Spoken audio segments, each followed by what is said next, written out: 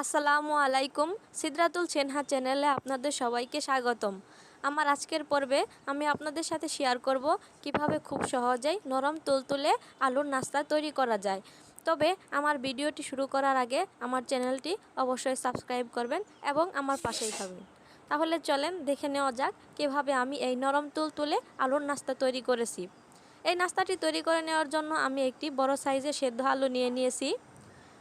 এবার একটি গ্রেটারের সাহায্যে আমি আলুটা গ্রেট করে নিব। সুন্দরভাবে আলুটা গ্রেট করে নিলে আপনার নাস্তাটা অনেক সুন্দর হবে। এই তো আমার আলুটা গ্রেট করে নেওয়া হয়ে গেছে। এইভাবে নাস্তাটি তৈরি করলে খেতে অসাধারণ মজা হয়। আমি বাসায় বানিয়ে ট্রাই করে দেখেছি, আপনারাও অবশ্যই ট্রাই করে দেখবেন। আমার সম্পূর্ণ আলুটা গ্রেট করে নেওয়া হয়ে গেছে। এরপর আমি এতে ধীরে ধীরে উপকরণগুলো মিশিয়ে দিব। আমি এতে দিয়ে দিব সামান্য পরিমাণ লবণ এবং দিয়ে দিব সামান্য পরিমাণে কালো জিরে। কালো জিরাটা চাইলে আপনারা স্কিপ করতে পারেন। কালো জিরা খেতে আমি অনেক পছন্দ করি, তাই আমি কালো জিরাটি দিয়ে দিয়েছি।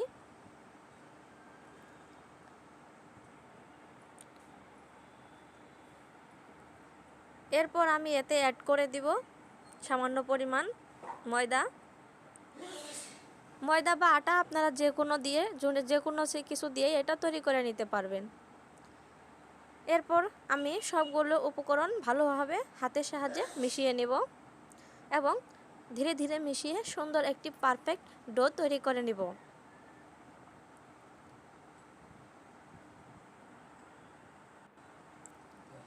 ভালোভাবে সফট একটি ডো তৈরি করতে পারলে আপনার নাস্তাটি যেরকম ফুলকো হবে, খেতেও অসাধারণ মজা হবে।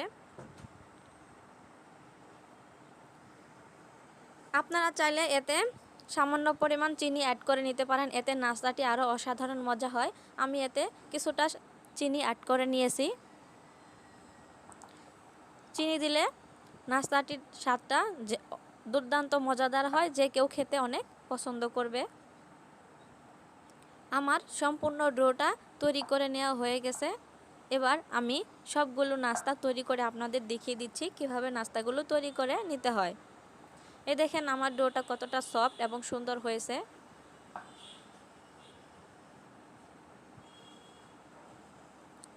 এবার আমি ডো থেকে ছোট ছোট লেচি কেটে নিব নাস্তাগুলো তৈরি করে নেওয়ার জন্য।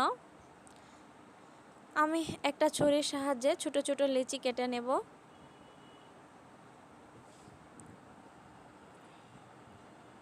এইভাবে নাস্তাটি তৈরি করলে ঘরের যে কেউ খেতে অনেক পছন্দ করবে এবং খুব অল্প উপকরণে এই নাস্তাটি তৈরি করা যায়। ঘরের যে কোনো সময় এই নাস্তাটি তৈরি করে নিতে পারবেন। এই তো আমি একটি ছুরির সাহায্যে ছোট ছোট লিচি কেটে নিব।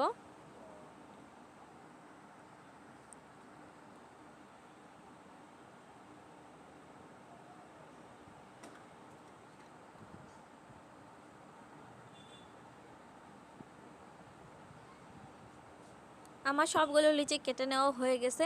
এবার আমি একটা বানিয়ে দেখিয়ে দিচ্ছি কিভাবে তৈরি করতে হয়।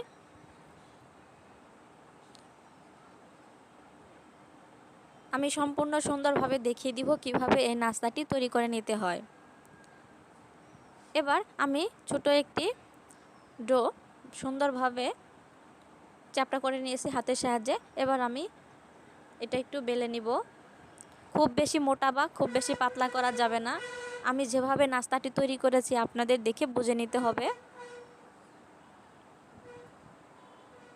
এই তো ধীরে ধীরে আমি সুন্দর একটি রুটি সাইজের ছোট আকারে বেলে নিব। আমার নাস্তার সাইজটা দেখে আপনাদের বুঝে নিতে হবে।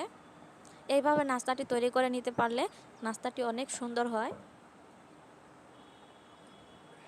আমি দু পাঁচটা সুন্দরভাবে একটু ভালোভাবে বেলে নিব। এই তো আমার নাস্তাটি বেলে নেওয়া হয়ে গেছে। দেখেন নাস্তাটা ঠিক এরকম পুরুত্ব রাখতে হবে।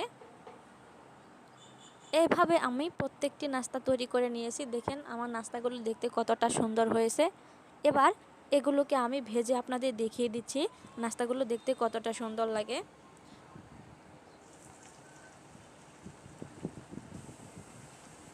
দেখেন আমার নাস্তাগুলো খুব সহজেই ফুলে উঠেছে।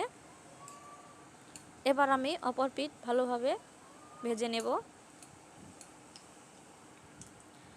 বন্ধুরা, মনে রাখতে হবে অবশ্যই চুলার জালটা মিডিয়াম আঁচে রাখতে হবে, নতবা নাস্তাগুলো পুড়ে গেলে খেতে মজা লাগবে না।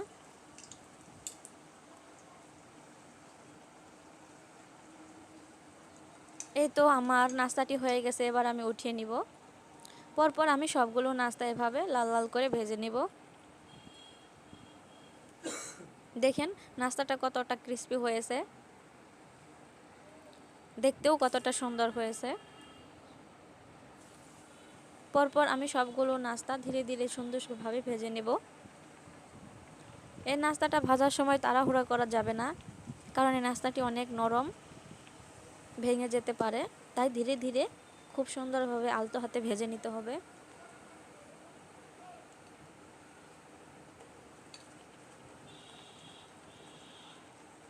দেখেন আমার নাস্তাটির কত সুন্দর ব্রাউন কালার চলে এসেছে। এবার আমি উল্টে পাল্টে দুপাশটা সুন্দরভাবে লাল লাল করে ভেজে নেব।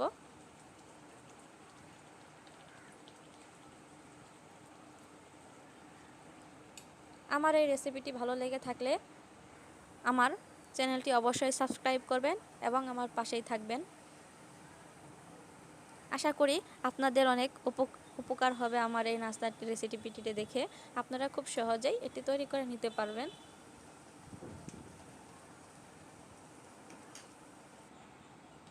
এই তো আমার সবগুলো নাস্তা তৈরি করা হয়ে গেছে।